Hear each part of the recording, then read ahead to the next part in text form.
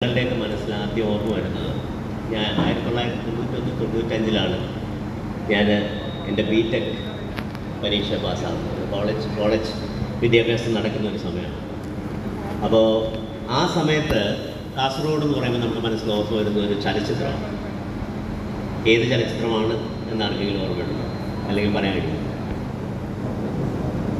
എന്തോ ബോംബെ. അതെ, മനീഷ കൈരോള ഓടി വന്ന് മറ്റേ അരവിന്ദ് സ്വാമിയെ കെട്ടിപ്പിടിക്കുന്ന ഒരു ബേക്കൽ ഫോർട്ടിൻ്റെ പശ്ചാത്തലം. അതാണ് എനിക്ക് കാസർഗോഡിനെ കുറിച്ചുള്ള എൻ്റെ ആദ്യത്തെ ഓർമ്മകൾ എന്ന് പറയുന്നത്. അതിന് മുന്നേ ഒരിക്കൽ മൂകാംബിക ക്ഷേത്രത്തിൽ പോയപ്പോൾ ഇതിലെ പാസ് ചെയ്ത് പോയി ഇവിടെ കാറ് കൊണ്ടിട്ടിട്ട് പിന്നെ ഒരു ടാക്സി വിളിച്ച് പോകേണ്ട ഒരു അനുഭവം കൂടി എനിക്കുണ്ട്. ഇത് രണ്ടുമാണ് ഞാൻ സ്റ്റാർട്ടപ്പ് മിഷൻ CEO ആവുന്നതിന് മുന്നേ കാസർഗോഡിനെ കുറിച്ചുള്ള എൻ്റെ ഓർമ്മകൾ എന്ന് പറയും. പക്ഷേ സ്റ്റാർട്ടപ്പ് മിഷൻ്റെ CEO ആയി ചുമതല ഏറ്റെടുത്തതിന് ശേഷം ഞങ്ങളൊക്കെ സവാദിനെ കളിയാക്കി വിളിക്കുന്നത് കാസർഗോഡിൻ്റെ രാജകുമാരൻ, പ്രിൻസ് ഓഫ് കാസർഗോഡ്.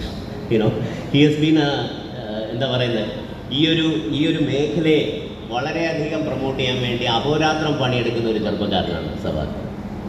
അപ്പോൾ സവാദിൻ്റെ ഒരു നിർബന്ധം, നിങ്ങൾ ഈ തിരുവനന്തപുരത്തും കൊച്ചിയിലും ഇരുന്ന് സ്റ്റാർട്ടപ്പ് വളർത്തിയാൽ പോരാ, കേരളത്തിൽ വടക്കൻ മേഖലയിൽ ചില ഡിസ്ട്രിക്റ്റുകളുണ്ട്, അവിടെയും ഇതൊക്കെ വന്ന് ചെയ്യേണ്ടതാണെന്നുള്ള സ്ഥിരമായ പരാതി.